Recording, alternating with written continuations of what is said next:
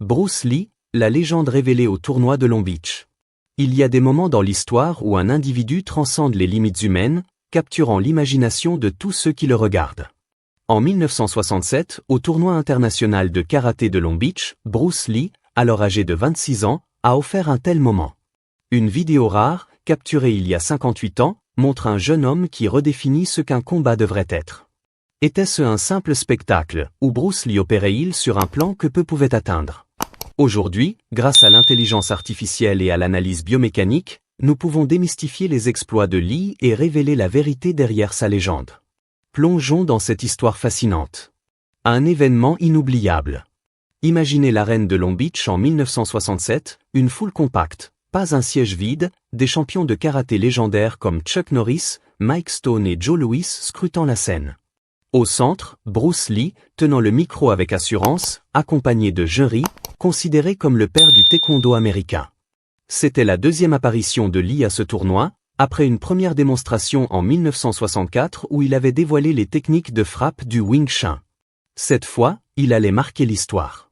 Bruce Lee commence par un exploit qui semble défier les lois de la physique, des pompes sur 2 doigts. Ce n'est pas seulement une question de force brute.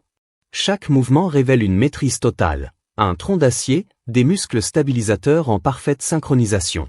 L'analyse IA des images d'archives montre une précision presque inhumaine. Les doigts de Lee restent droits, son corps parallèle au sol, sans la moindre oscillation. Combien de personnes aujourd'hui peuvent accomplir cela avec une telle fluidité? Les spectateurs, parmi lesquels des karatékas aguerris, éclatent en applaudissements, stupéfaits par cet homme qui semble repousser les limites humaines. La caméra s'éloigne, révélant une arène électrisée, un public captivé par chaque geste. Mais ce n'était que le début. Ce que Bruce Lee allait démontrer allait non seulement choquer les champions présents, mais aussi poser les bases d'une révolution dans les arts martiaux. La question qui persiste, même aujourd'hui, est comment un homme pouvait-il être aussi rapide, aussi précis, aussi dominant? Était-ce un don inné, ou le fruit d'une discipline sans pareille? Grâce à l'IA, nous commençons à comprendre. Le Kung Fu, une philosophie inconnue. Au cœur de la démonstration, Bruce Lee se tient au centre de la scène pour expliquer le Kung Fu, un terme alors pratiquement inconnu en Occident. À une époque où le karaté et le judo dominaient, Lee déclare avec audace que la véritable maîtrise du Kung Fu permettrait de vaincre un adversaire même les yeux bandés. Les spectateurs, habitués aux formes rigides des arts martiaux traditionnels, échangent des regards perplexes. Que voulait-il prouver? Pour répondre, Lee invite son élève, Tech Kimura, sur scène. Ancien karatéka avant de devenir disciple de Lee, Kimura est un adversaire redoutable. Pourtant, lorsque Lee se bande les yeux et commence à s'entraîner au combat, quelque chose d'extraordinaire se produit. Kimura, malgré tous ses efforts, ne parvient pas à toucher Lee. Les images, analysées aujourd'hui par l'IA, révèlent pourquoi les mouvements de Lee étaient d'une efficacité redoutable. Chaque esquive, chaque parade semblait calculée, comme s'il voyait sans ses yeux. L'IA montre que Lee réduisait les temps de réaction à des fractions de secondes, grâce à une connexion corps-esprit forgée par des années d'entraînement rigoureux. Cette démonstration n'était pas un simple tour de passe-passe, elle incarnait la philosophie de Lee, l'efficacité absolue. Le défi de Vic Moore. Le moment le plus emblématique de la journée survient lorsque Vic Moore, quadruple champion du monde de karaté et détenteur d'une ceinture noire de 10e degré, monte sur scène. Sceptique face à la réputation grandissante de Lee, Moore veut tester sa vitesse. À l'époque, beaucoup voyaient en Lee un simple acteur, un homme de spectacle plutôt qu'un véritable combattant. Moore, avec son palmarès impressionnant, représente le défi ultime. Les règles sont simples, Lee lance un coup de poing, et si Moore parvient à toucher sa main, Lee admettra sa défaite. La foule retient son souffle. Ce qui suit est capturé dans une vidéo rare, désormais analysée par l'IA. Les résultats sont stupéfiants. Moore, malgré son expérience, ne peut même pas effleurer le poing de Lee. Pas une fois, pas 2 fois, mais à chaque tentative. L'analyse IA révèle que les coups de Lee atteignaient des vitesses dépassant les capacités des caméras de l'époque, qui tournaient à 24 images par seconde. Un coup prenait moins de 0,05 secondes, rendant les images floues et renforçant l'impression que Lee était surhumain. La réaction de Moore, captée par la caméra, est éloquente, un mélange de frustration et d'admiration pour cet homme qui venait de défier un champion du monde. La science de l'impossible. Comment Bruce Lee a-t-il atteint une telle vitesse? Était-ce un don génétique ou quelque chose de plus? L'IA nous offre des réponses fascinantes. En étudiant les images du tournoi, les chercheurs ont découvert que les mouvements de Lee étaient dénués de tout gaspillage d'énergie. Ses épaules, ses hanches, ses pieds s'alignaient parfaitement pour maximiser la force dès le premier instant. Cette efficacité biomécanique, combinée à des années d'entraînement, explique pourquoi ses coups semblaient instantanés. Lee avait commencé son parcours à Hong Kong sous la tutelle du grand maître Ip Man, qui lui avait enseigné le Wing Chun. Ce style, axé sur la précision et l'économie de mouvement, a jeté les bases de sa vitesse. Mais Lee ne s'est pas arrêté là.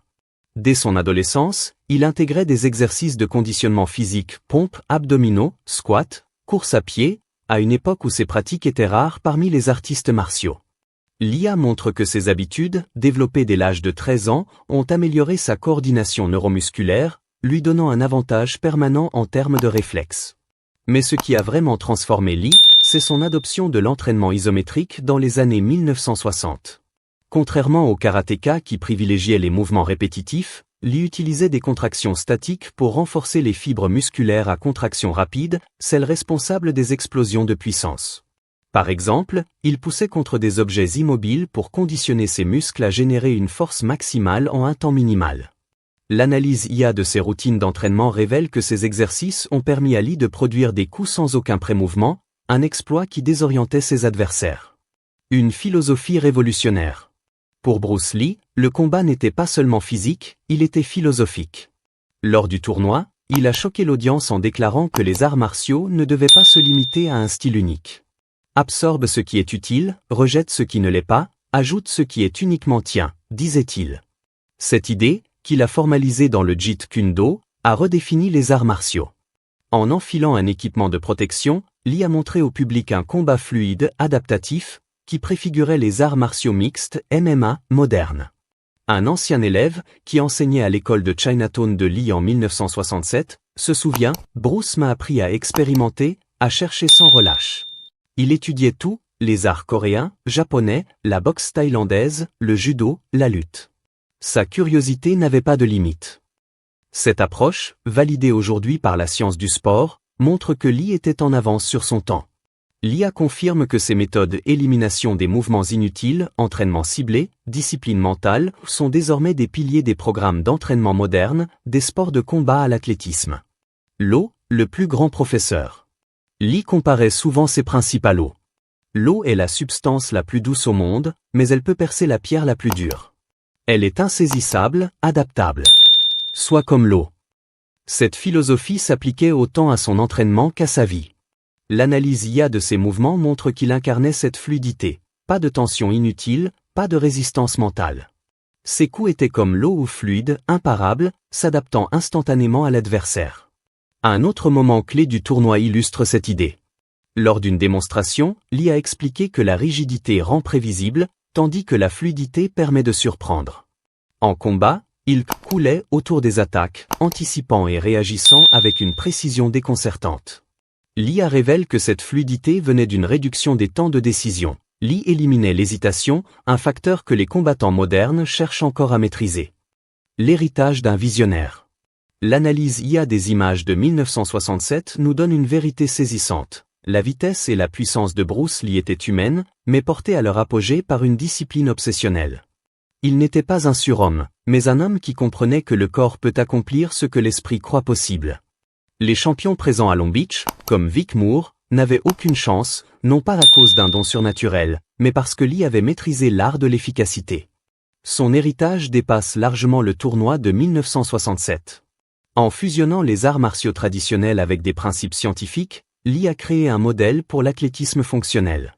Ses méthodes entraînement isométrique, conditionnement explosif, élimination des mouvements inutiles sont aujourd'hui des standards dans les sports de haut niveau.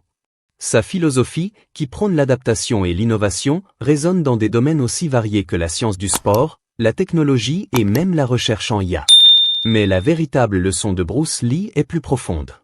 Comme il l'a appris lors d'un combat à 18 ans, où la colère l'avait vidé malgré la victoire, la maîtrise mentale est aussi cruciale que la force physique. Votre corps peut accomplir ce que votre esprit croit, et pas une once de plus, disait-il.